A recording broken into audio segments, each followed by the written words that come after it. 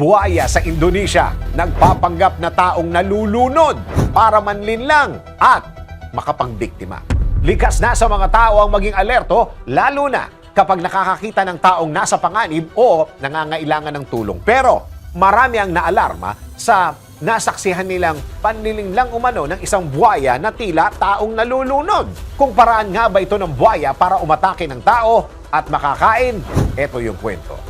Umani po ng atensyon ang viral video mula sa Indonesia matapos makita ang tila taong nalulunod sa dagat.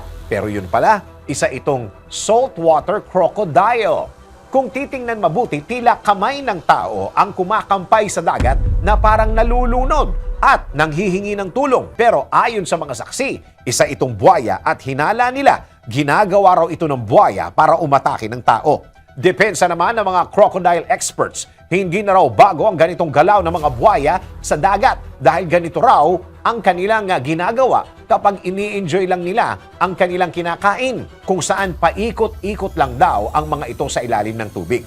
Paliwanag ng mga eksperto, imposible raw na may kakayahan ng mga buhaya na gayahin ang aksyon ng tao dahil ang ganitong hayop ay hindi kailangan gumawa ng ganong aksyon para makakain o makapangbiktima. Ikaw, agad ka bang tutulong kung may makikita kang nalulunod sa dagat? O titingnan mo munang mabuti dahil baka sa huli, ikaw pa ang mabibiktima. DWIZ Research Report. Report.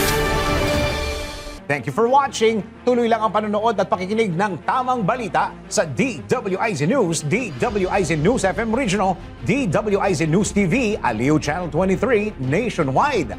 Mag-follow, like, subscribe, at i-share ang aming mga social media accounts.